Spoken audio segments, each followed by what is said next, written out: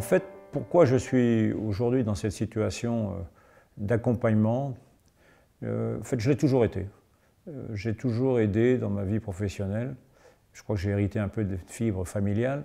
Des gens à s'installer, à se développer dans leur carrière. Et puis progressivement, après la carrière, dans leur société, parce qu'à un moment, on peut avoir la velléité, ce qui a été mon cas, et le cas pour beaucoup d'autres, de passer d'un statut de salarié ou d'une expérience de salarié à celle d'un entrepreneur. Donc, je me suis rendu compte également qu'avec l'âge venant, ce n'est pas une question d'expérience, mais on a une facilité à nouer des contacts et une réputation qui est faite d'une certaine façon. Aujourd'hui, on peut dire qu'on a au niveau de Revalente une forme d'efficacité. On ne perd pas de temps entre le moment où on rencontre quelqu'un ou quelqu'une et le moment où on a terminé le business plan et on a les contacts.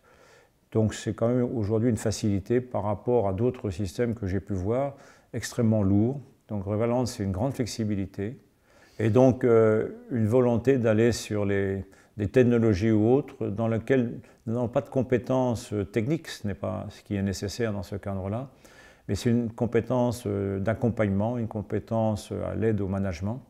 Et comme je dis quelquefois, lorsque la personne, l'entrepreneur est en place, je suis assis sur le siège arrière. Je ne suis pas du tout un copilote, mais quelqu'un qui répond, week-end compris, et en dehors des heures, bien sûr, à tout moment, sans pas être en dehors des heures, et quelqu'un qui répond à tout moment donc, aux interrogations que peut avoir celui ou celle qui s'est installé, que ce soit donc, par un email ou par un coup de fil, selon donc, les problématiques.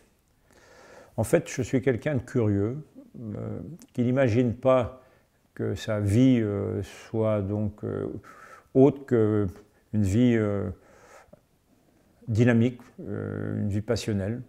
Et donc, je me suis dit que quand je serais pensionné, je pouvais consacrer un peu plus d'activité aux autres.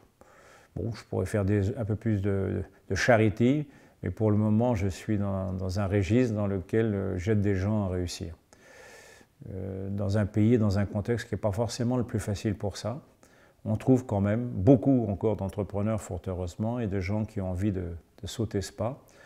On vit une période complètement actuellement d'innovation qui est liée sans doute à des calculs beaucoup plus rapides, l'Internet à tous les étages et dans tous les pays et à tous les endroits du monde, ce qui est un événement majeur certainement.